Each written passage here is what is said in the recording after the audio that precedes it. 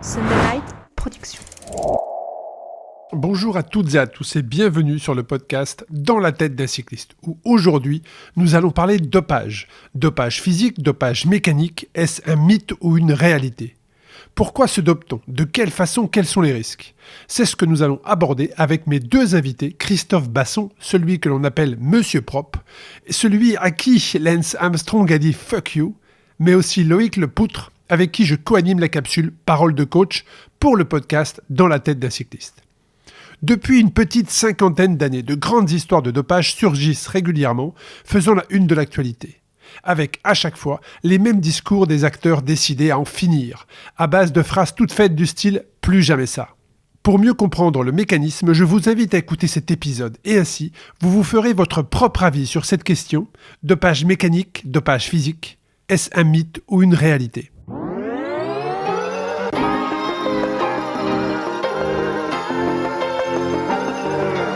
Bienvenue sur le podcast Dans la tête d'un cycliste, l'émission dédiée à tous les passionnés de vélo sous toutes ses formes. Chaque semaine, Arnaud Manzanini part à la rencontre de celles et ceux qui font le cyclisme pour nous inspirer et nous aider à nous améliorer. Bonjour à toutes et à tous, bienvenue sur le podcast Dans la tête d'un cycliste où aujourd'hui nous allons aborder un sujet sensible, dopage mécanique, dopage physique, mythe ou réalité. Pourquoi se dope-t-on ? De quelle façon ? Quels sont les risques ? Quelles sont les sanctions ? Pour co-animer cet épisode avec moi, j'ai donc fait appel à des spécialistes. Christophe Basson, bonjour Christophe, bienvenue sur le podcast. Bonjour à tout le monde.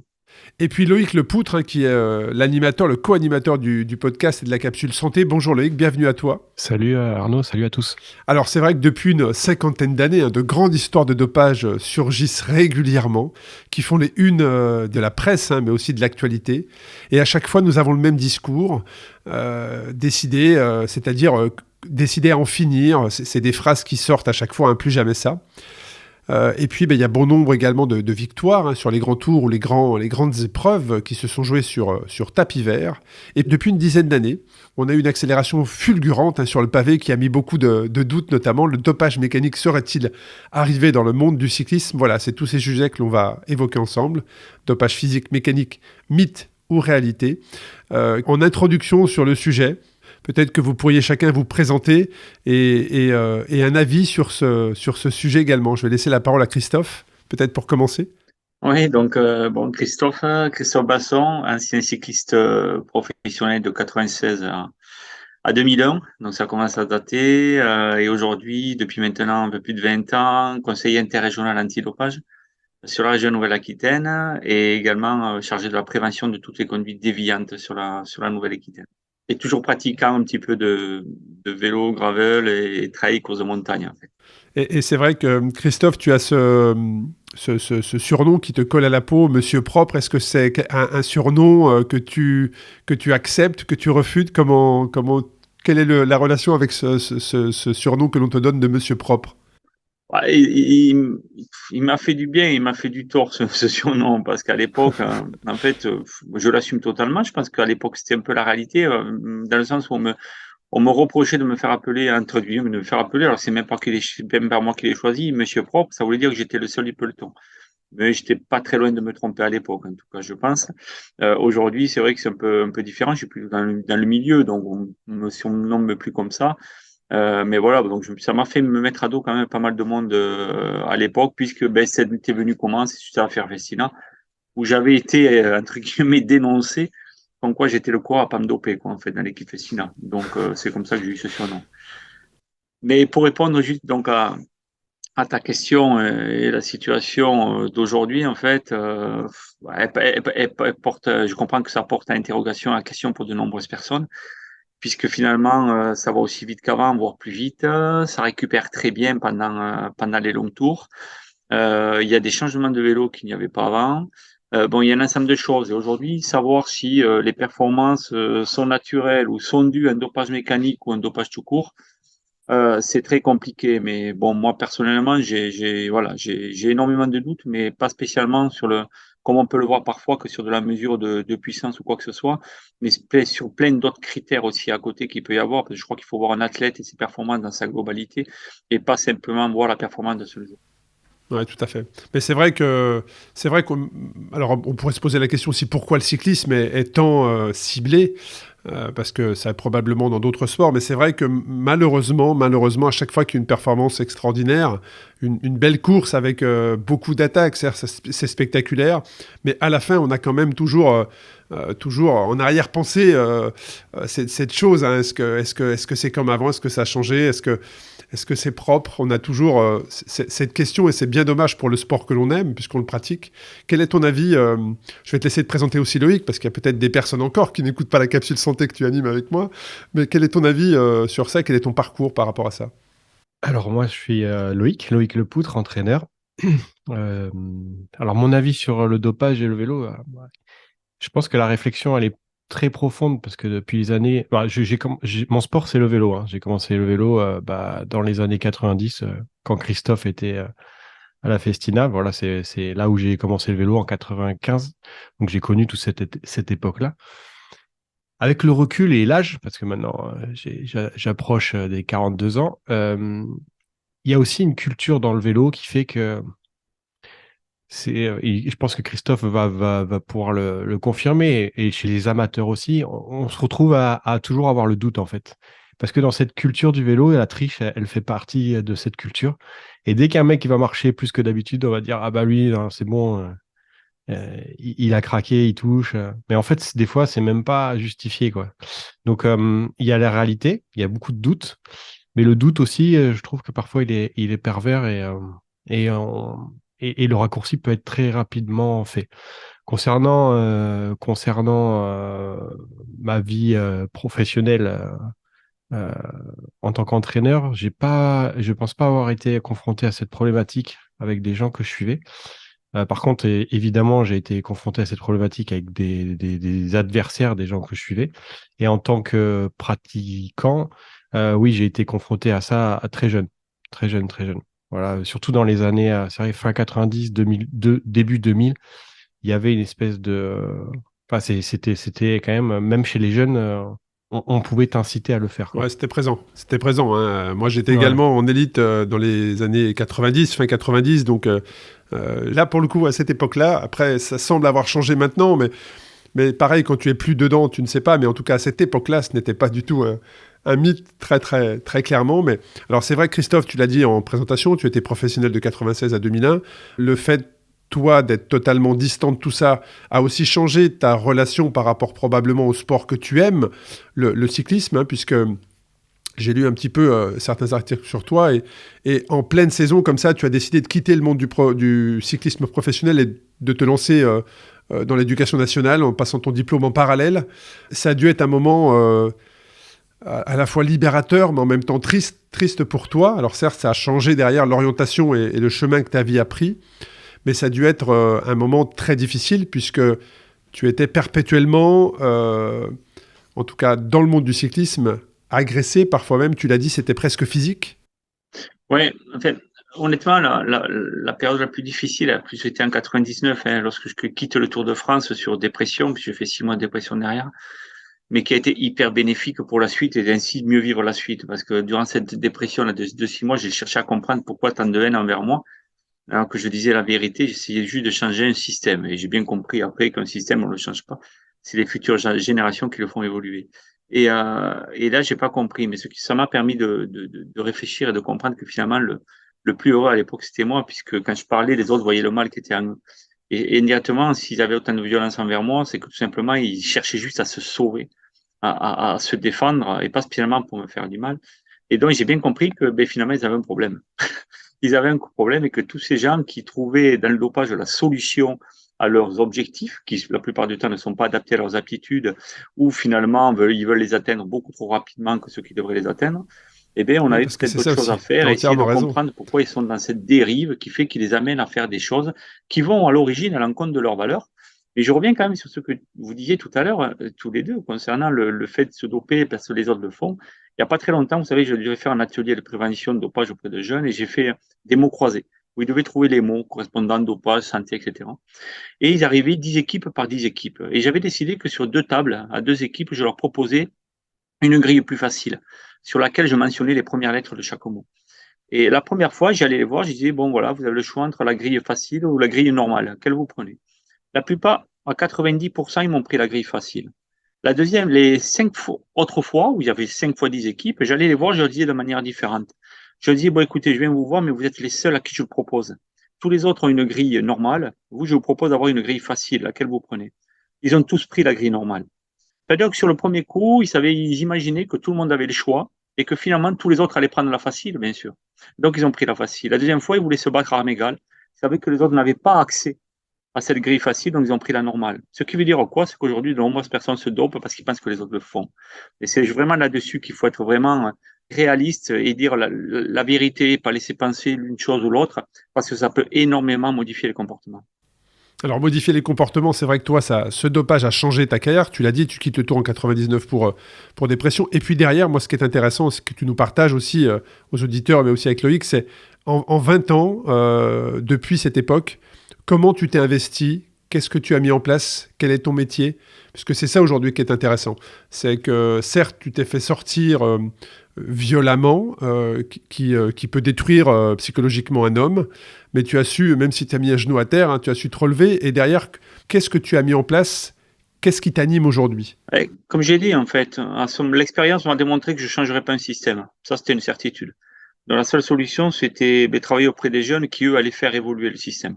Je me suis toujours opposé. Une fois, il y en a un qui, en plaisantant, avait dit pour arrêter le dopage, il faudrait qu'on arrête le vélo pendant 10 ans et qu'on reparte à zéro. Il n'avait pas tort, en fait. Parce que le problème, c'est que les anciens qui perdurent dans le milieu continuent à maintenir des habitudes. Et ça, c'est un vrai problème. Il faut faire face à ça. Et pour faire face à ça, il y a une nouvelle génération qui est pour moi très bonne parce qu'ils ont envie de défendre des idées. Ils ont cette capacité, moins mouton que l'on pouvait être à l'époque, etc. Même si certains peuvent encore être manipulés, mais il y a cette volonté. Donc, il y a plus de valeur. Ce que tu veux dire, c'est qu'il y a plus de valeur dans la génération qui arrive maintenant. Je ne sais pas si c'est des valeurs, mais en tout cas, celles en quoi ils croient, ils les défendent davantage. C'est ça en quoi je pense. En fait, ils sont plus acteurs là-dessus. Et donc, je me suis dit, il faut que tu interviennes auprès des jeunes. Alors déjà, chercher à comprendre, et j'ai mis longtemps à comprendre comment arriver à une conduite dopante. Et ensuite, travailler auprès des jeunes pour qu'eux arrivent à défendre, à développer leur compétence psychosociale. Enfin, il y a plein d'aspects, plein de facteurs là-dessus pour que eux changent leur comportement et ainsi fassent évoluer le système. Mais parallèlement à ça, qu'est-ce qu'il fallait faire aussi?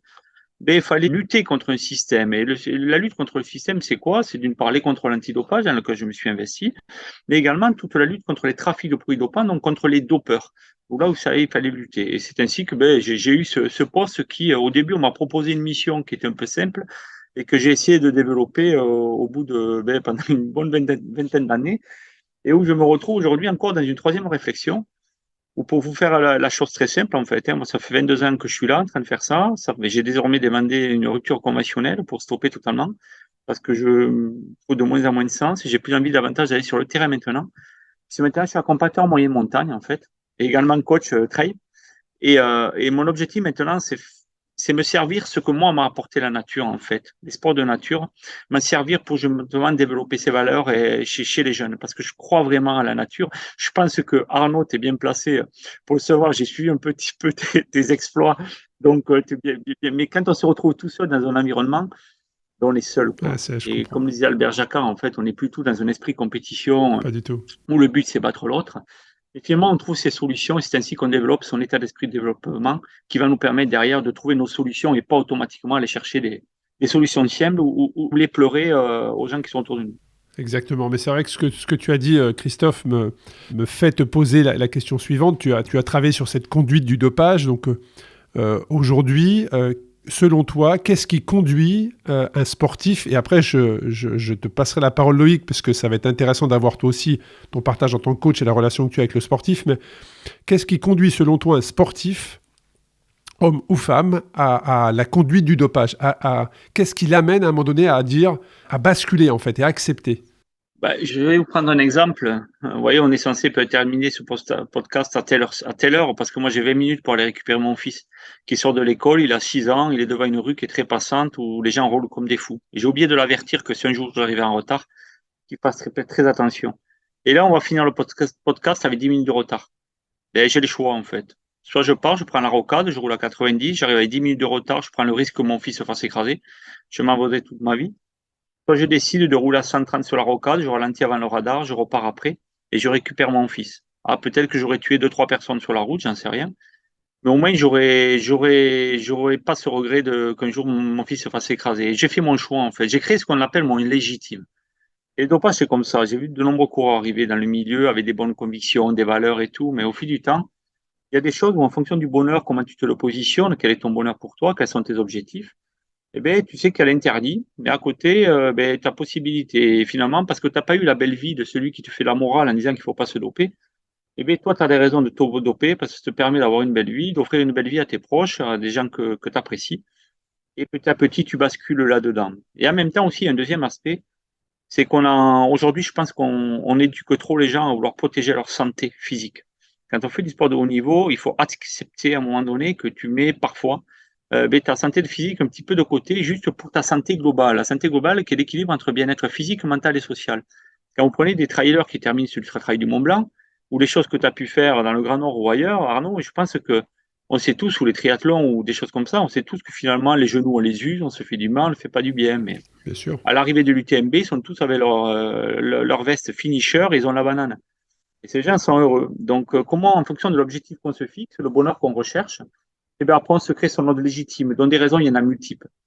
Voilà. Donc, Ouais, mais il y en a plusieurs, mais c'est la crainte peut-être, et on va y venir après, je pense, la crainte de la sanction et puis le regard des autres. Aujourd'hui maintenant, j'ai encore vu, alors j'ai pas vraiment d'exemple précis, mais il y a encore quelques années où maintenant avec les réseaux sociaux, tu te fais contrôler positif, la planète entière le sait.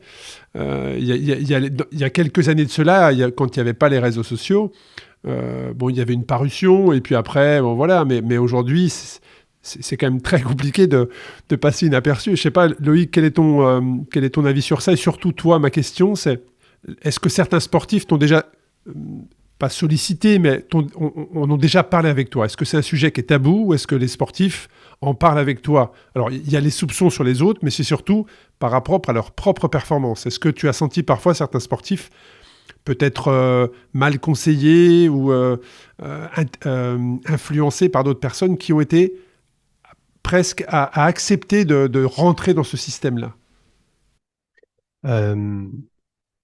J'ai pas souvenir d'avoir rencontré cette situation.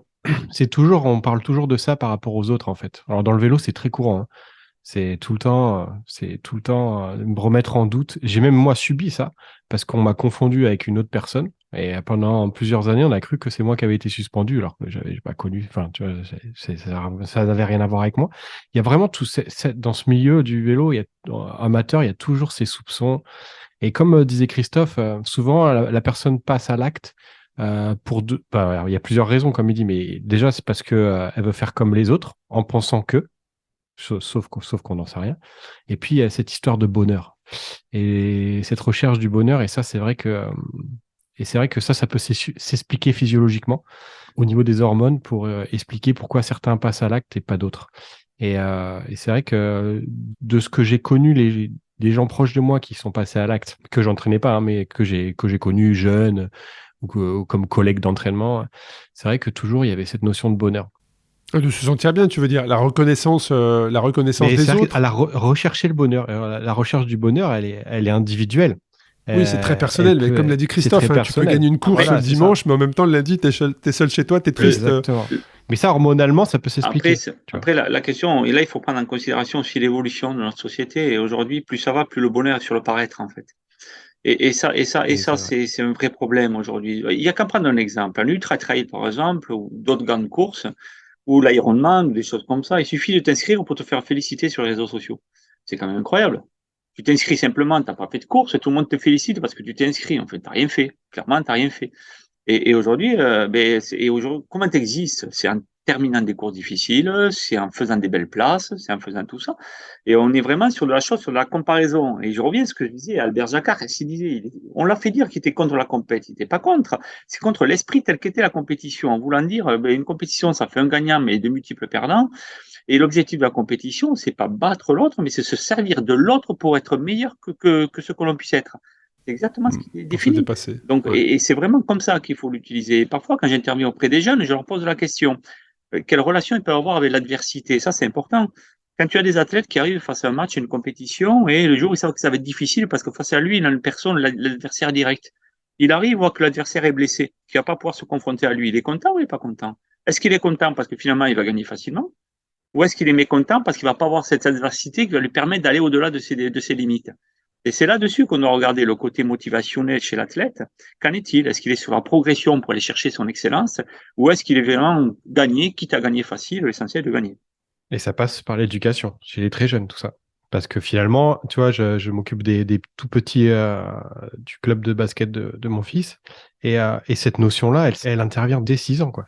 Et toi, Christophe, donc, qui était au contact des jeunes pour justement parler de tout ça pendant 20 ans, est-ce que tu as vu les mentalités changer? Est-ce que tu as vu les questionnements de ces personnes changer? Ou est-ce que tu te retrouves, tu t'es retrouvé pendant 20 ans confronté toujours à ces mêmes interrogations, à cette même problématique, à ces mêmes images aussi Ouais. de la performance, hein, ou des champions? Peut-être que le fait d'idolâtrer un champion, ça a peut-être évolué. Il y a quelques années, on idolâtrait peut-être un champion, mais on avait quand même des doutes sur une performance. Est-ce que c'est toujours présent ou est-ce que c'est plus estompé? Entre guillemets, il y a un point, on n'en a pas encore parlé, mais tout dépend de la relation que tu as avec le côté argent et le côté financier, bien évidemment. Je pense que là-dessus, on ne s'en rend pas compte, mais une éducation où tu as ton enfant, où tu lui fais comprendre qu'il faut être riche dans la vie, il y a un moment où tu vas le pousser à se doper. On a beau dire ce qu'on veut, mais c'est comme ça. Ça Donc, c'est très ça, intéressant. c'est vraiment Ouais. fonction. Par contre, ce que je sais, moi, c'est que pendant 20 ans, j'ai évolué dans mon approche de la prévention. Avant, je suivais comme je pouvais le ressentir, essayer de défavoriser la démarche vers le dopage, etc. Mais j'étais vraiment, finalement, je faisais de la prévention en parlant du dopage. Aujourd'hui, frère, clairement, je fais de la prévention, je parle pas du tout de dopage. Je parle clairement de facteurs de réussite de bonheur durable ou facteurs de réussite de performance durable. Qu'entends-tu par la performance? Mais finalement, c'est prendre le temps pour un jour atteindre ton excellence. C'est comme ça qu'il faut le voir. Et à partir du moment où tu pars dans l'idée, ou que tu démontres ce que ça permet comment être heureux finalement, et bien, dans ce cas, tu leur tiltes. Parce que quand tu commences à employer le mot liberté, par exemple, moi, pendant des années, on m'a dit, mais tu as été courageux de faire ce que tu as fait. Je n'ai jamais compris ces mots. Mais honnêtement, mais c'est vraiment sincère, je ne comprenais pas. J'ai dit, mais non, le courage, c'est faire quelque chose qu'on a peur de faire. Ça m'est jamais arrivé. C'est pas ça. Et j'ai bien compris. Et il n'y a pas si longtemps que ça que je l'ai compris. Je n'ai pas eu besoin de courage parce que j'étais libre. Ouais. Dans ma vie, j'étais libre. C'est-à-dire, quand je faisais quelque chose, j'avais pas peur des conséquences. J'allais perdre mon boulot de cycliste, oui, mais finalement, ça m'inquiétait pas tant que ça. Donc, comment on fait aujourd'hui pour être libre? Et c'est là qu'il y a plusieurs facteurs sur le point de choses qu'on peut, entre guillemets, travailler dans la vie. On peut y travailler en permanence, avoir conscience déjà de ses aptitudes et s'y mettre, bon, au maille, bien sûr, parfois. Et là, tu essaies d'apporter des outils à ces jeunes pour qu'ils soient libres et qu'ils ne soient pas contraints à faire des choix ou qu'ils n'aient qu'un seul choix, qu'ils aient cette liberté de choix.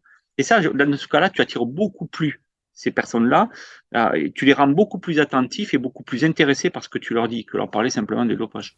Ah ben ça, c'est super intéressant ce que tu dis, et ça peut déclencher effectivement beaucoup de réflexion et de prise de conscience. Mais là, on a parlé surtout du pourquoi. Hein. Pourquoi certains jeunes, ou pas forcément jeunes d'ailleurs, on pourra en parler aussi, arrivent sur ce dopage, qu'il soit physique ou mécanique. Sur le physique, bon, très clairement, là, c'est pas un mythe, hein, c'est bien une réalité. Mais si on en croit l'UCI, ce serait un mythe en tout cas ces dernières années, puisque pour la première fois depuis l'instauration, le World Tour n'a ainsi recensé aucun cas de dopage physique en 2021 et 2022. Donc ça reste exceptionnel. 712 tests ont été réalisés dans le cadre de programmes de détection de fraude, même technologique. Donc moi, quand je lis ça, et que je vois les performances, comme tu l'as dit Christophe, ça va de plus en plus vite, ça récupère très très bien. Alors certes, il y a un côté matériel aussi qui a énormément évolué, mais ça n'explique pas tout. Toi, Loïc, le coach, quand je te lis ça, je ne l'invente pas, c'est quelque chose que j'ai trouvé sur les sites. Donc aucun contrôle positif en 2021 et 2022, ça n'est jamais arrivé depuis l'existence de l'UCI, du contrôle antidopage. Est-ce que là, on est dans le mythe ou est-ce qu'on est dans la réalité? Tu parles, c'est 2021-2022. 2021-2022. Que ce soit dopage mécanique ou World Tour. dopage tout court. World Tour. Ah ouais, zéro. Il y a eu zéro contrôle. Zéro positif sur 712.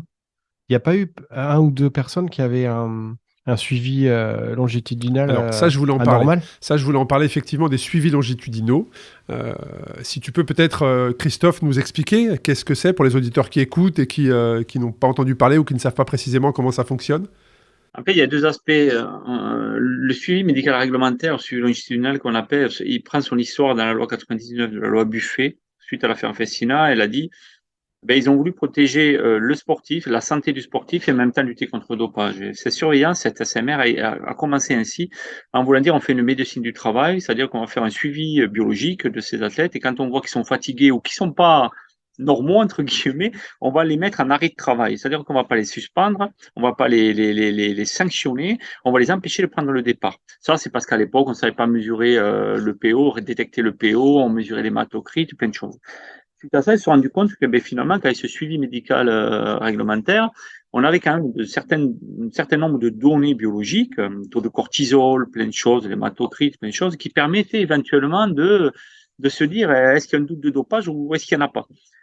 Et aujourd'hui, donc il y a deux aspects. Il y a tout un suivi longitudinal que mettre en place des fédérations internationales, comme peut le faire l'UCI, etc., qui considèrent à un moment donné que si l'athlète n'est pas dans les normes, on l'empêche de prendre le départ. Mais il n'est pas réellement sanctionné, en fait, pour dopage.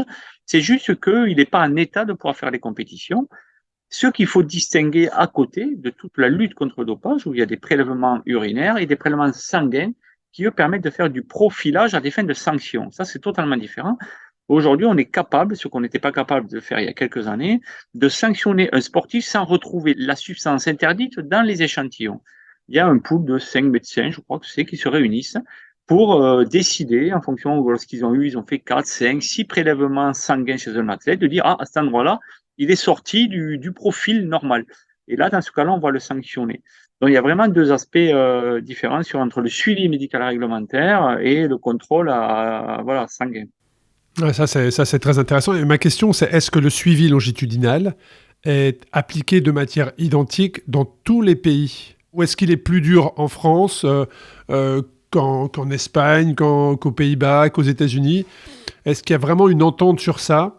Ça, il faudrait poser surtout la question aux fédérations internationales. Et est-ce que finalement, le suivi longitudinal, il donne des suites pour tous les athlètes ou tous les sportifs ? Ça aussi, il faut se poser la question, parce que c'est la fédération internationale qui gère ça. Vous savez, vous avez une indépendance, vous avez une certaine indépendance pour la lutte contre le dopage. Il y a l'Agence mondiale antidopage, il y a les agences nationales qui, honnêtement, pour avoir bossé avec eux pendant des années, il y a vraiment une réelle indépendance. Je n'imagine même pas aujourd'hui l'Agence française de lutte contre le dopage cacher un cas positif. Je ne l'imagine, honnêtement, je ne l'imagine même pas. Par contre, une fédération internationale cacher un suivi longitudinal anormal, là, j'ai beaucoup plus de doutes quand même. J'ai beaucoup plus de doutes, c'est-à-dire, à mon avis, il y a des choses qui ont été faites, puisqu'on a souvent vu quand même des sportifs disparaître des tablettes pendant un certain temps, sans vraiment raison médicale, du moins prouvée. On annonce parfois des blessures, des choses comme ça, mais il y a quand même des cas qui sont surprenants là-dessus. Donc clairement, si la question simple est de me dire est-ce que j'ai confiance moi au suivi longitudinal des fédérations, je dis non.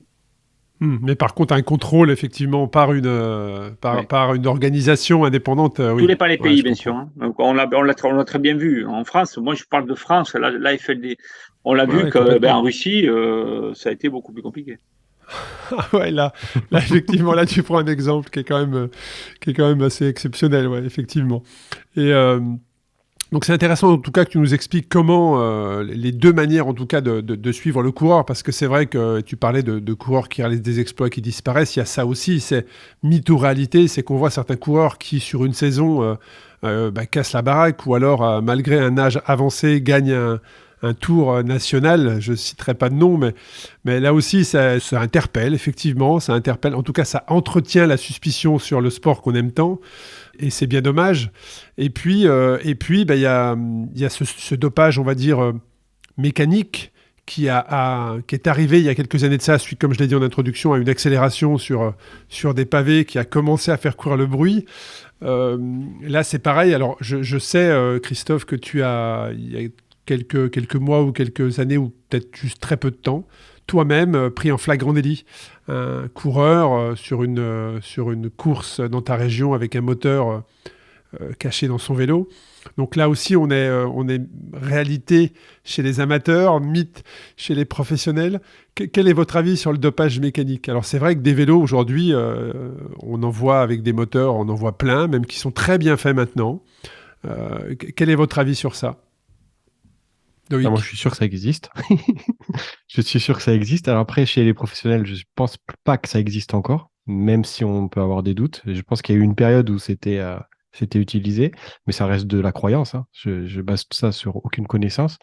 Chez les amateurs, bah oui, parce que bah, par exemple, le cas dont tu as parlé ici dans la région, bah, je le connais très bien, la personne. Et donc, mais c'était il y a longtemps, hein, déjà. Je crois que c'était il y a presque 7 ans, Ouais, 8 ans, peut-être, non? ouais, peut-être 5, 6, ouais, je sais plus. Ah ouais, je pensais que c'était Ouais, plus mais récent. Je pensais que c'était plus non, non, récent. ouais, c'était au tout début, tu vois, et il s'est fait attraper parce que aussi les autres coureurs entendaient des Ouais, le bruits bruit, suspects bien dans sûr, son bien vélo, sûr. donc enfin, il pourra raconter, Christophe. Mais depuis, ça s'est bien amélioré, la technologie. Ouais, Et on aujourd'hui, peut avoir des vélos qui font plus de bruit, ouais, ou alors où ils peuvent utiliser aussi des technologies où tu vas rajouter juste 5-10 watts, mais 5-10 watts, des fois, ça fait une grande Eh, ouais, différence. ouais, c'est c'est sûr. c'est exactement ça, ce que dit Loïc. On prend l'exemple du Tour de France. Il faut que les gens prennent conscience de la différence qu'il y a entre le premier et le dernier du Tour, en fait. Si vous prenez les watts moyens sur un Tour de France, s'il y a 40 watts, je pense que c'est énorme déjà. Je veux dire, il suffit Ouais, de c'est mettre énorme. 5-10 watts à un coureur dans un col, dans une étape, pour qu'il domine et qu'il explose. Aujourd'hui, un Tour de France se gagne sur 2 étapes, globalement. Le restant du temps, tu peux rester dans la roue, faire ce que tu veux, résister ou être au niveau des autres. Le but, c'est faire le trou sur 2 étapes. Et c'est là que ça devient où ça interpelle un peu. Parce que, après, je reviens aux choses qui interpellent. Et là, c'est dans la globalité. Que ce soit le mécanique, que ce soit le dopage normal, c'est bon, on me parlait des watts. Donc, ça, on peut analyser les watts s'il faut, on en parlera. Mais il y a d'autres choses aussi. Quand vous avez une équipe où il y a tous les coureurs qui dominent, posons-nous cette question. Alors, Loïc, qui peut en parler en tant que Oui, oui, coach, c'est sûr qu'on tout à fait. on connaît quand même les techniques d'entraînement, globalement, même s'il y a un entraîneur qui est peut-être meilleur que les autres. Bon, il y a des gens, on se pose des questions. Ensuite, quel est le staff de ces équipes-là? Est-ce que c'est des anciens coureurs? Est-ce que c'est des nouveaux? Est-ce que c'est du tout neuf? Bon. Ensuite, à quel moment est la perf? Est-ce que c'est en plein tour? Est-ce que c'est en début de tour? Est-ce que c'est comment récupérer? C'est tout ça qu'il faut regarder dans sa globalité et commencer à se poser des questions. Moi, clairement, aujourd'hui, je me pose des questions. Mais je vous prends un autre exemple, je vous prends de l'athlétisme. Imaginez qu'un jour, un athlète, il soit arrivé sur la piste, il avait des plaques carbone. Il a dit à personne. En quoi ça aurait posé problème? Est-ce que c'était interdit déjà? Ça existait, ça. Posons-nous cette question. Est-ce que c'était du dopage si l'athlète, il avait avancé alors que je ne connaissais pas les règles? Mais est-ce qu'aujourd'hui, il n'y a pas certaines choses qu'on peut faire sur un vélo ou autre chose qui permettent d'être plus performant sans pour autant que ce soit interdit? Comme en natation, quand ils ont C'est sûr? supprimé, où certains nageurs arrivaient avec les combines intégrales et tous les records tombaient, effectivement. Ouais, tout à fait. Est-ce Tu qu'une voulais. assistance électromagnétique est une assistance électrique? J'en sais rien. Je ne sais pas vous répondre. Mais c'est une réalité, oui, tu as raison. Ouais, non, mais C'est comme les plaques carbone, hein. Les plaques carbone ont été interdites en athlétisme, mais pas en triathlon, par Elles ne le exemple. sont plus, enfin, en athlète. Ils y sont maintenant. Ah, ils Ah, sont plus maintenant, maintenant, ils ont. D'accord, ok. Mais à un moment donné, ils ils avaient ont tous arrêté. des plaques carbone sur piste hein, maintenant, et même sur route, je pense. Mais c'est vrai que pour revenir au dopage, il y a quand même eu des images. Alors, c'est vrai qu'on parlait. Alors, il y a le dopage physique où là, ça peut être un acte isolé, c'est-à-dire le coureur lui seul peut prendre la décision de stopper physiquement, même de manière très sauvage, un peu pirate, pourquoi pas, ce qui va l'amener probablement, s'il le fait, à un contrôle positif. Mais il peut prendre la décision seul. Alors que le dopage mécanique, là, il faut quand même qu'il y ait un staff qui soit dans le truc, quoi. Tu vois, il peut pas arriver avec ses roues, avec son vélo, lui-même. Enfin, il y a toute une organisation. Je trouve que le dopage mécanique, là, on est vraiment sur une organisation plus. Enfin, t'es obligé de mettre du monde dans la formation, quoi. Tu peux pas le faire seul Mais, dans ton coin. Enfin, peut-être que je me trompe, hein, mais. Bah, je pense que oui, parce que je pense que le dopage aussi physique, il a bien changé, hein, par rapport aux années 90, hein. C'est qu'aujourd'hui, je pense que tu as vraiment besoin d'un médecin parce que c'est très. C'est des microdoses, c'est à des moments de l'entraînement avant. Il faut. Alors, je pense qu'il y en a. Enfin, je sais pas, Christophe peut peut-être le dire, mais je pense qu'il faut vraiment quelqu'un qui a des connaissances dans la biologie pour pouvoir se faire Ouais, ce que accompagner tu veux quelqu'un dire, qui veut Loïc, se c'est qu'on doper. peut pas aller dans les excès des années non. 90, que ce soit des corticoïdes, que ce soit autre, où là, Ouais, mais transfusion, ouais, c'est différent, je Ouais. pense, Ah hein, bah oui, là, on est maintenant. sur un niveau Ben autre, ouais, mais effectivement. pour moi, c'est une vraie problématique. Vous voyez, aujourd'hui, globalement, on parlait tout à l'heure du suivi. Ce qu'il faut quand même, c'est passer au travers du suivi. Donc, il y a le suivi biologique qui est quand même aussi, donc je vous ai mis ces fameux contrôles sanguins, hein, je parle bien de contrôle et pas de surveillance médicale de la part. Ou quand même, Alors, contrôle, ça veut dire que tu vois voilà, des des paramètres contrôleurs indirects. On voit par exemple venir chez l'hématocrite. Je toi vous et prends qui te l'exemple de testent. l'hématocrite. L'hématocrite norme, c'est normalement entre 38 et 50, 51, 49 même souvent. Il y a des exceptions, donc si elles sont démontrées, ça pose pas de problème. Un sportif qui est entre 43, 40, entre 48 et 50 pendant toute sa carrière, ça ne pose aucun problème. Il n'y a que s'il passe à 53 que ça va tilter. Donc, ça veut dire quoi aujourd'hui? Ça veut dire qu'un sportif, ce qu'il faut, c'est qu'il faut qu'il ait un taux d'hématocrite régulier toute l'année, toute la saison, pendant toutes les saisons. C'est-à-dire que globalement, s'il veut prendre de l'EPO, il faut qu'il en prenne de manière régulière et de manière à dose thérapeutique. Moi, je me souviens quand j'étais chez Festina, il y a une chose sur laquelle était clair le médecin de l'époque, elle est bien sûr un grand dopeur. Il disait clairement ce qui est important dans l'EPO, c'est faire au moins 2 sevrages par an pour que la machine se remette en marche. Aujourd'hui, ce qui se passe, c'est que s'il y en a qui prennent de l'EPO, s'il y en a qui prennent de la testo, s'il y en a qui prennent tous ces produits-là, ils les prennent de manière régulière toute l'année. Aucun sevrage. C'est-à-dire que lorsqu'ils vont s'arrêter, peut-être qu'il y aura des problèmes. Problème de testo, problème de matos, parce que la machine ne se remettra pas en marche. Pour faire simple, pour les auditeurs, c'est que si tu donnes de la testo à ton corps, ton corps, il n'est pas fou, il n'en fabrique plus. Mais le problème, c'est que lorsque tu n'en donnes plus, il ne sait plus la fabriquer, parce qu'il ne s'en souvient plus, et la machine ne se remet pas en marche. Donc aujourd'hui, sur le plan médical, c'est certain, à mon avis, il y a beaucoup moins de dopage qu'avant. Mais je pense que s'il y en a, sur le plan de la santé, en termes d'empoisonnement, des choses comme ça, je pense qu'il est pire qu'avant. Il est pire qu'avant parce que, faut savoir qu'aujourd'hui, les coureurs du Tour de France, de ce qu'on m'en a dit, prennent entre 20 et 25 cachetons tous les jours pour faire du vélo, quand même. Alors, on va vous dire que c'est de l'autorisé. Oh ben ouais, c'est de l'autorisé. Je veux bien que ce soit de l'autorisé, mais est-ce qu'en termes de danger, c'est pas plus dangereux que faire juste une cure, entre guillemets, excusez-moi d'être provocateur, mais une cure de PO à dose thérapeutique? On doit se poser cette question. Donc, attention dans quel sens on va. Et un deuxième aspect qui me porte quand même, qui m'amène le doute, c'est l'omerta qu'il peut y avoir ce grand silence. Parce que dans les facteurs de réussite dont je parle, c'est par exemple avoir plusieurs cordes à son arc, ça c'est une chose, mais c'est surtout la question du mensonge. Pourquoi tout le monde ne dit rien? Tout le monde a un secret sur tout le monde, en fait. Pourquoi à l'époque j'ai tant dérangé quand j'ai parlé? Parce que je pouvais dire les choses ouvertement, on n'avait rien à me reprocher. On ne pouvait rien dire sur moi. Aujourd'hui, personne ne dit rien. On parle du cyclisme, on peut parler du rugby, on peut parler de plein d'autres fédérations, c'est exactement la même chose. C'est même au niveau politique que c'est comme ça. Personne ne dit rien, personne n'ose, sinon il se le prend en pleine figure. Ça veut dire qu'il y a une sorte de masse de secrets qu'il y a là-dedans. Il n'y a personne qui est capable d'assumer ce qu'il fait à 100%, et du coup, personne ne dit rien. Donc, comment pouvons-nous avoir confiance à un tel milieu quand il ne s'ouvre pas à tout le monde, en fait? Ouais, non, c'est très intéressant. C'est vrai que tes conclusions sont intéressantes. Et c'est ce qui t'a amené, Christophe, aussi à ce constat-là qui fait qu'aujourd'hui, tu as envie d'autre chose. C'est une fatigue vis-à-vis du système, vis-à-vis de cette je ne sais pas si on peut dire cette lutte, mais en tout cas, voilà, tu as envie aujourd'hui de penser plus à toi, à tes propres aspirations aussi, peut-être? Honnêtement, c'est une question de sens que je mets à ce que je fais, de conviction. Moi, c'est le cœur qui me fait avancer. Quand j'en parle, c'est le cœur, c'est tout ça, et parce que je crois en ça. Je suis dans un moment où j'en ai marre parfois d'être face à des gens qui n'ont pas la même motivation, qui sont juste là pour une carrière, qui ont envie de gravir des échelons, des gens comme ça. Finalement, on va faire ça 2 ans, ils vont faire autre chose après. Donc, ça, franchement, ça m'amuse, mais c'est que surtout, j'ai connu autre chose. J'ai bien compris rapidement que d'amener des gens à l'encontre de la nature, s'évader pendant un certain temps, les axer sur le développement personnel, sur la progression, comme je peux le faire en coach, ou les amener dans les week-ends, quand par exemple là je pars en week-end raquette par exemple, où on est axé sur le développement personnel, l'estime de soi, l'état d'esprit, l'attitude, plein de choses comme ça. Les gens ils reviennent avec la banane, ils ont compris que finalement, et la vie, en fonction, on n'est pas tous fait pareil, on n'a pas eu tous la même éducation, mais la vie on peut l'influencer. Et qu'on est avant tout constructeur de notre vie et qu'il faut se poser les questions, quels sont nos objectifs et réfléchir déjà les obstacles, les imaginer, les voir tels qu'ils sont et non pas les surévaluer, prendre conscience des aptitudes qu'on peut avoir et qu'est-ce que moi je peux faire pour trouver mes propres solutions.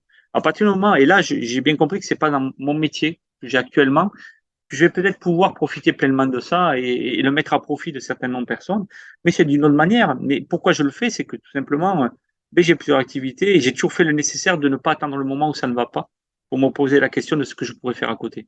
Voilà. Et c'est vers ça que j'amène, en fait, pour avoir cette fameuse liberté. Et est-ce que c'est peut-être aussi, Christophe, parfois la fatigue de à chaque fois surpasser ses frustrations? Parce que j'imagine que comme tu suis un petit peu ce qui se passe, soit on t'a informé, soit toi tu as détecté, mais d'être convaincu, alors je ne sais pas si c'est dur de dire ça, mais d'être convaincu que cette personne, homme ou femme, est dopée. Et de ne pas pouvoir faire sortir ce dossier. Est-ce que ça t'est déjà arrivé? Quel est ce comportement vis-à-vis de ça? C'est une frustration, difficile. Parce que quand tu crois en la justice, tu as t'as du mal à indirectement, toi, à accepter que ça se gagne sur tapis vert, que tu as ces Ouais, certitudes. c'est ce que j'allais dire, parce qu'en plus, tu rajoutes par-dessus la justice ou un vice de C'est procédure ça. ou autre qui fait Et que ça, ça, franchement, c'est c'est vrai que c'est compliqué. énormément frustrant. Mais indirectement, toi, tu sais que tu avais ce que tu avais à faire. Tu as fait ce que tu avais à faire. Donc, toi, tu n'as rien à te reprocher. Mais, et puis, au final, tout ça, c'est que du matériel. Honnêtement, moi j'en suis malheureux. Moi, mon gros regret, si je dois quitter la fonction publique et mon travail actuellement en fin d'année prochaine, cette année, en fin d'année, vous savez ce que c'est? C'est qu'en fait, ça fait plusieurs années que je dis qu'actuellement, le gros mal qui attend et le gros mal du cyclisme, c'est l'état psychologique des coureurs dans quelques années. Honnêtement. Et j'aurais pu Complètement. rien faire contre ça. Aujourd'hui, on commence à en constater les résultats. On voit toutes les déviances. Depuis des années, il y a des sportifs qui arrêtent leur carrière à 23, 24 ans, en pleine force de l'âge, pour des C'est vrai. raisons, mais qui t'expliquent où ils en ont marre, ils sont surmenés. Avant, ça n'arrivait pas. Tu vas sur une course cycliste, combien il y en a qui ont le sourire? Ils me paraissent pas heureux, franchement, sur les courses. Il n'y a que lorsqu'ils gagnent une course Ah, qu'ils mais sont c'est pas heureux. vrai. Et aujourd'hui, on se rend compte qu'il y a plein de dérives derrière. Il peut y avoir des dépressions. Encore, on voit encore le dernier décès, là, dernièrement. Il y a plein de problématiques. On l'a pas pris par le corps encore, ce problème. Et pour moi, il faudra beaucoup plus de morts ou de mal que ne l'a fait le dopage. Ouais, Loïc, tu voulais ajouter quelque chose par rapport à ça. Je sais que toi, en tant que coach, hein, tu discutes beaucoup avec tes coachés justement sur quel plaisir ils ont. Enfin, oui, en tout cas, une notation, on va dire, de comment s'est passée la séance. Est-ce que tu as aimé ta séance? Est-ce que c'était difficile? Je te vois sourire, je sais pourquoi, mais quel est ton avis sur ça? Eh ben, il a tout à fait raison, Christophe. Et c'est un vrai problème. Et c'est un vrai problème qui est aujourd'hui et devient systémique dans le vélo, mais dans d'autres sports aussi. Et c'est là où je pense que notre rôle en tant qu'entraîneur, il est primordial. Et Denis Richer raconte très bien ça. Tu connais, Christophe, j'imagine, Denis Richer raconte très bien ça. Pendant le Covid, il était encore à la FDJ. Et il travaillait donc avec la FDJ et il s'est pris le bec avec les entraîneurs. Pourquoi? Parce qu'en fait, pendant le Covid, alors qu'on ne pouvait pas s'entraîner en France à l'extérieur, tu vois, euh, et que les autres équipes pouvaient le faire dans les pays étrangers, les entraîneurs, ils ont pris une espèce de panique et ils ont commencé à faire entraîner plus que la normale les athlètes, alors que Denis, qui est micronutritionniste, leur disait, non mais là, tranquille, profitons de la période justement pour régénérer les corps et il s'est confronté à cette problématique. Et ça, c'est vraiment, je pense, l'une des raisons pour laquelle il y a des burn-outs, c'est l'exigence du milieu et la charge d'entraînement qu'on impose aux coureurs. Et ça, c'est le rôle de l'entraîneur. Et l'entraîneur, aujourd'hui, il devient dangereux pour l'individu. Et ça, j'en suis persuadé. Parce que comme tu dis, le ressenti, le bonheur, c'est primordial.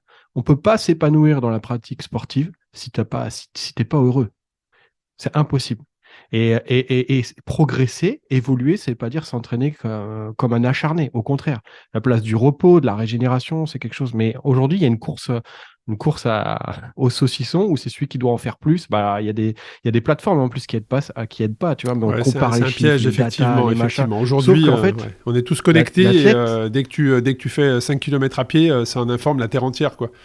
Donc, moi, j'ai ouais. eu des gens qui m'ont dit, je me coupe de cette plateforme de suivi Ouais, parce le que carnet si je le d'entraînement mets, digital. si je le mets, tous les gens voient et si je fais pas, on me chambre, tu vois. Mais ça, c'est hyper dangereux, c'est malsain.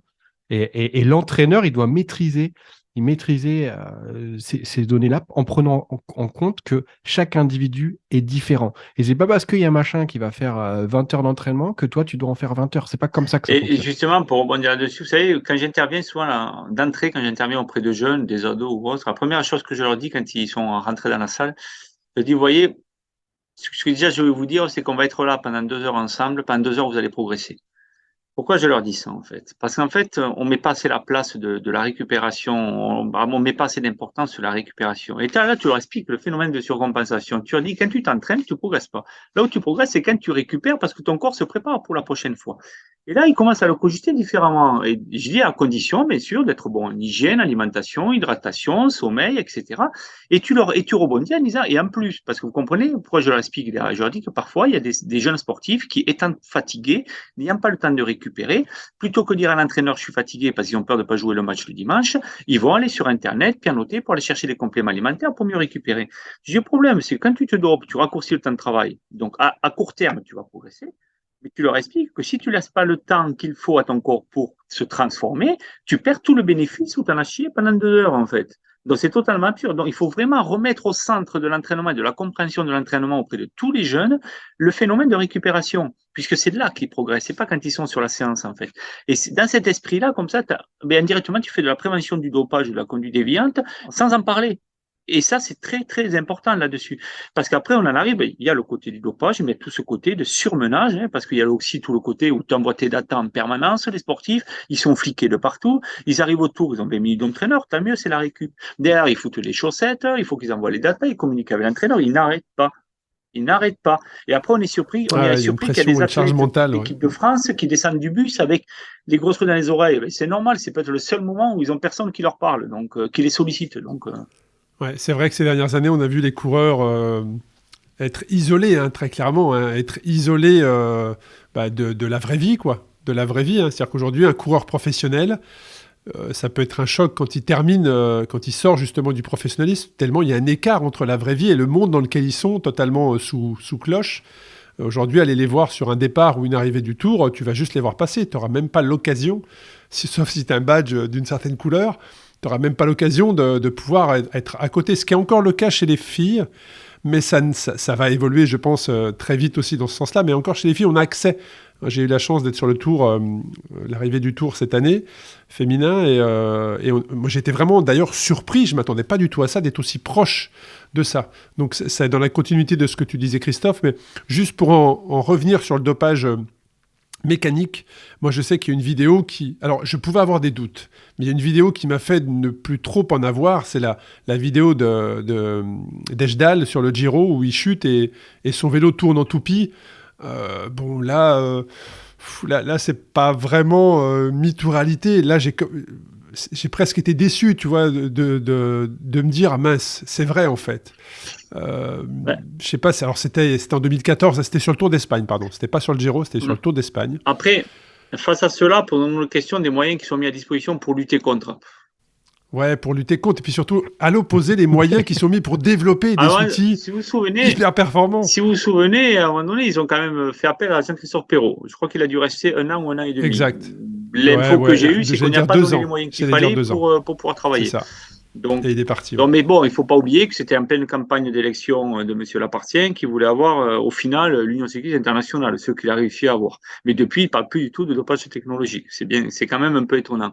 Mais clairement, je pense que la question, il n'y a pas de raison. Enfin, il n'y a pas de raison que ça n'existe pas.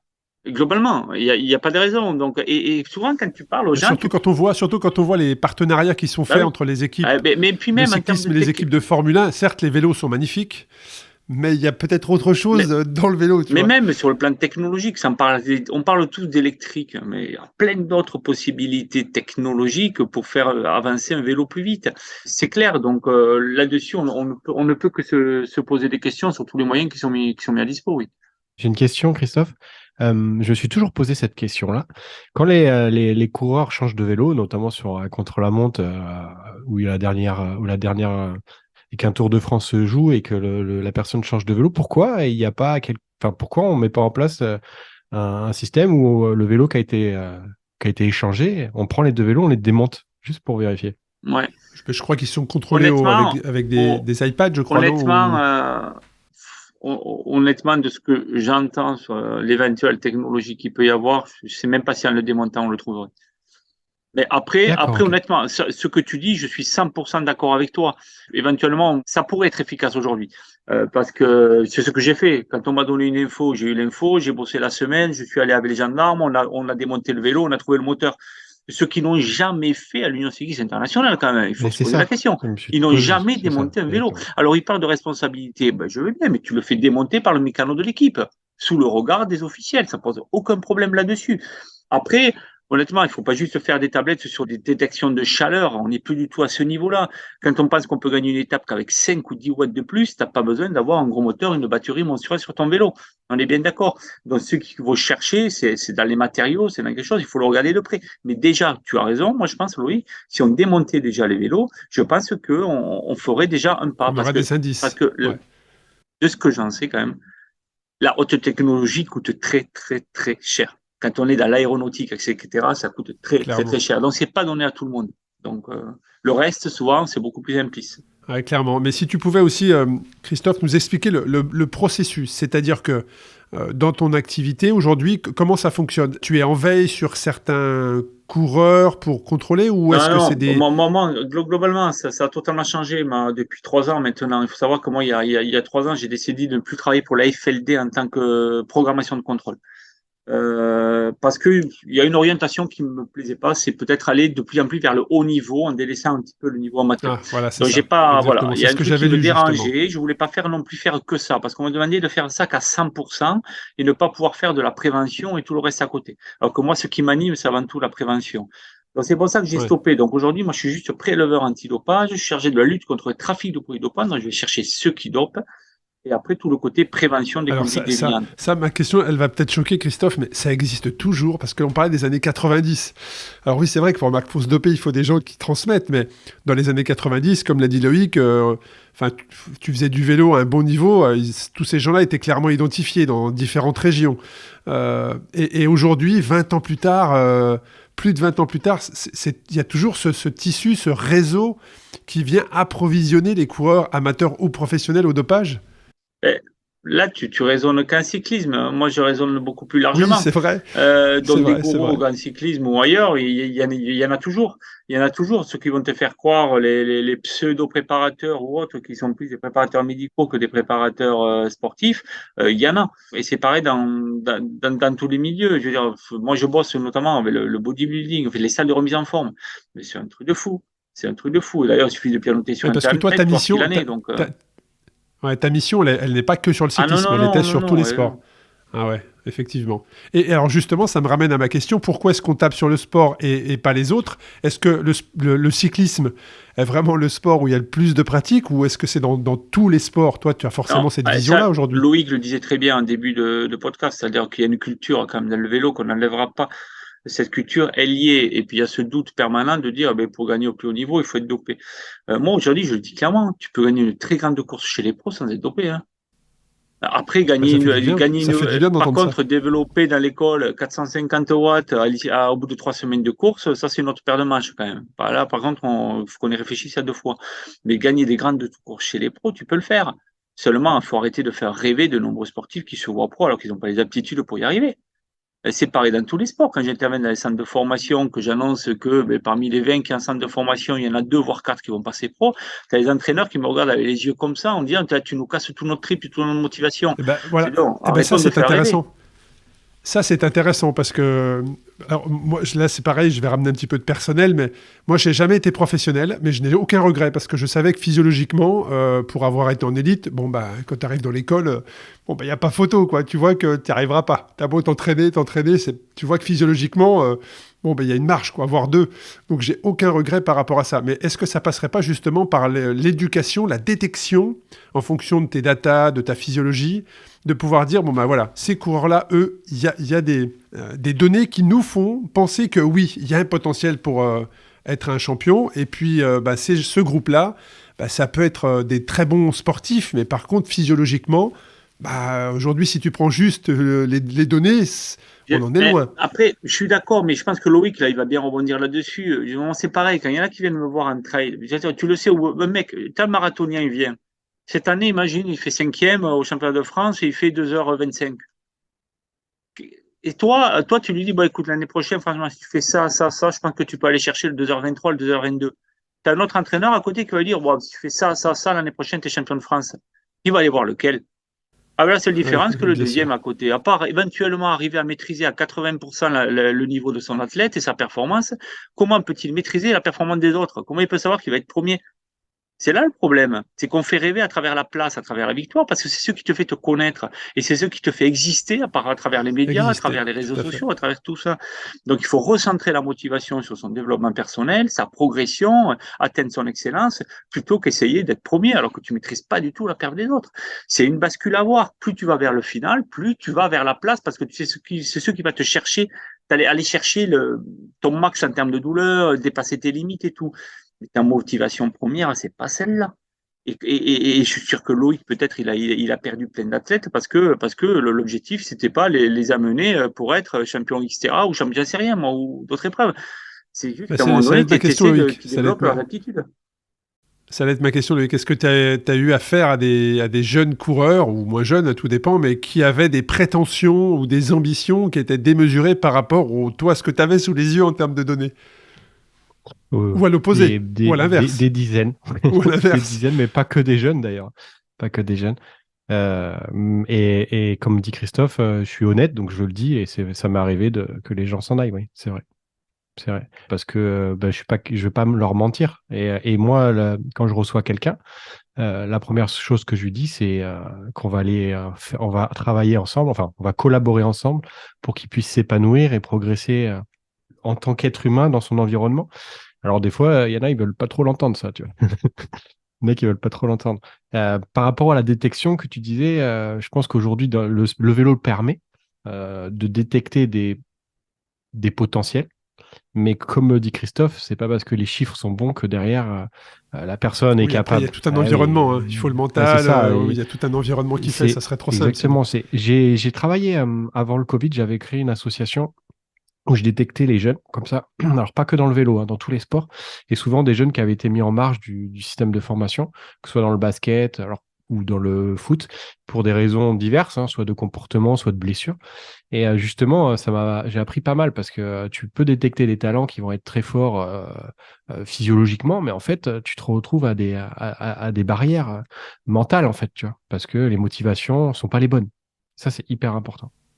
Ouais, c'est vrai qu'il faut, et c'est pour ça que la démarche de Christophe est hyper intéressante. Et c'est dommage presque de perdre ce fonctionnement-là pour les années à venir. On va arriver Ouais, sur la fin je de. mettrais juste un petit point quand même, parce que le perdre, non, parce que je l'utilisais ailleurs, c'est pas un Oui, souci, oui, non, mais mais bien sûr, ce mais que je veux on dire, s'est un point compris. qui est essentiel aussi, que s'il y a des jeunes qui entendent, ou même des moins jeunes, je pense, comme je leur explique souvent, je leur dis, vous savez, faire préparer des jeux, c'est dur, bosser pendant 4 ans, pour aller peut-être chercher une médaille. Et quand tu arrives, que tu fais quatrième, tu as les boules, c'est vrai. Mais la pire des douleurs, c'est pas celle-là, en fait. La pire des douleurs, c'est si tu es quatrième et que tu sais que 15 jours avant, tu n'es pas allé t'entraîner parce qu'il faisait trop froid, tu t'es couché 2 fois à 1h du matin, au lieu de te coucher à 23h, ou que tu n'as pas assez bu, tu as pris une tendinite. La pire des douleurs, c'est le regret. Parce que l'opportunité d'avoir une médaille ou l'opportunité de faire une belle course, ben, se représentera plus jamais peut-être. Et tu l'auras laissé toute ta vie et tu vas t'en vouloir toute ta vie. Et ça, c'est vraiment important. C'est comprendre que finalement, on ne doit pas. Et ça, c'est vraiment ce qu'on l'a démontré Carol Dweck, une anglaise en psy, c'est qu'il y a l'état d'esprit fixe et l'état d'esprit de développement. Les états d'esprit fixes, c'est ceux qui, voilà, ils demandent des solutions en permanence, ils voient des obstacles bien plus importants que ce qu'ils sont. Il y a tous les autres à côté qui vont chercher leurs solutions pour les atteindre, mais ils n'ont pas peur. Et je terminerai par juste ce qu'avait dit Thierry Marx il y a 2 ans, lors d'un jour de l'an, je me souviens une vidéo. Il avait mis une vidéo, il avait dit, je souhaite à tous les Français de nombreux échecs. Parce que s'ils ont de nombreux échecs, c'est qu'ils auront pris beaucoup de risques et c'est qu'ils auront beaucoup appris. Et c'est exactement ça. C'est d'ailleurs qu'on ne doit pas avoir peur de l'échec, on a tous le droit d'échouer. Ce dont il faut avoir peur, c'est le regret de ne pas avoir fait ce qu'il fallait pour y arriver. Voilà. C'est une très très belle conclusion, mais avant qu'on soit vraiment dans cette conclusion, j'ai envie de te poser une question, Christophe. Est-ce qu'il t'est arrivé de faire des cauchemars en revoyant Lance Armstrong te lancer le fameux fuck you?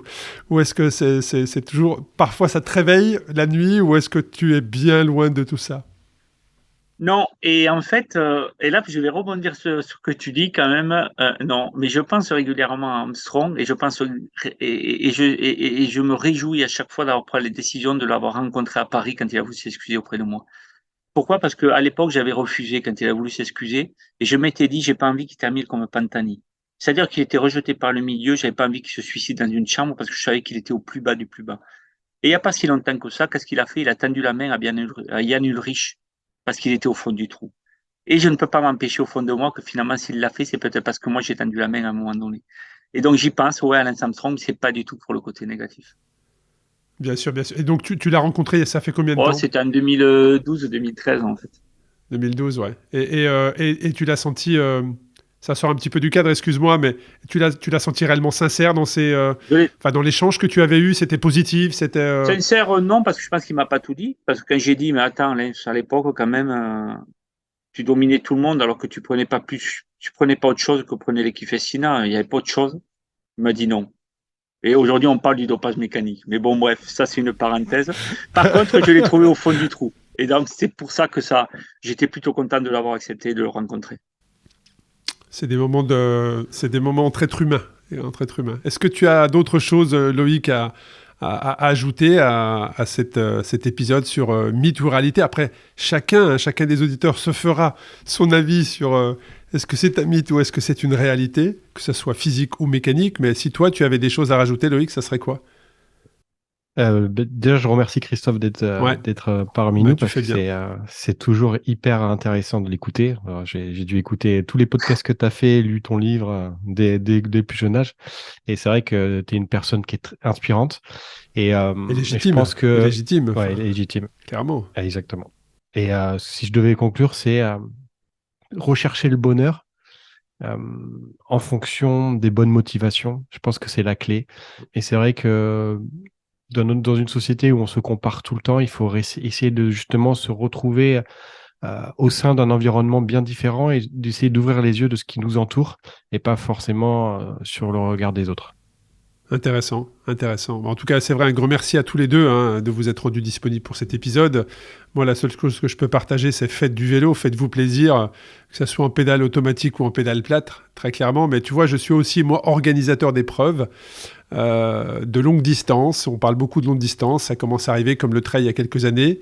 Et bien, j'aimerais un jour qu'il y ait un contrôle sur mon épreuve. Je le dis ouvertement. J'aimerais, non pas pour sanctionner les tricheurs, mais à l'opposé, montrer qu'il y a des gens qui font du vélo aussi. Moi-même, étant cycliste, j'ai été contrôlé. Et ce contrôle était négatif, bien évidemment. Il était négatif. Mais en tout cas, j'ai trouvé ça... c'est plutôt bien d'avoir ce genre de contrôle pour aussi... et tu vois, je rebondis, justement, c'est que quand j'ai été contrôlé, j'ai reçu un courrier comme quoi mon contrôle était négatif, mais personne ne le dit. C'est-à-dire quand il y a un contrôle positif, tout de suite, en tout cas chez les amateurs, tu le sais, mais par contre les gens qui sont contrôlés et qui sont propres, ce n'est pas communiqué. Donc voilà, c'était la parenthèse. Mais en tout cas, voilà, faites du vélo, faites-en librement, prenez du plaisir, et puis ça sera toujours... vous allez apprendre, comme l'a dit Christophe, apprendre à vous connaître sans vous mettre la pression, et c'est le plus important. Un grand merci. Oui, Christophe, vas-y. Ouais, non, juste parce qu'il a parlé de bonheur, Loïc, et en fait, ce que je dis souvent, en fait, c'est que la liberté, c'est lorsque le bonheur ne dépend pas de la décision d'un autre. Et ça, c'est super important. Alors ça, je pense que c'est la phrase de fin. Exactement, on est tous d'accord avec toi. Un grand merci à vous deux, en tout cas. Je vous souhaite plein de bonnes choses pour cette année 2023 qui vient tout juste de débuter, au moment où on enregistre l'épisode. Et puis j'espère un jour, en tout cas Christophe, Loïc, on se croise régulièrement, encore dans quelques jours. Mais j'espère, Christophe, un jour avoir l'occasion de te croiser dans la vraie vie. Voilà, un grand merci. Merci à vous. Merci. Bonne journée. À bientôt. Allez, ciao.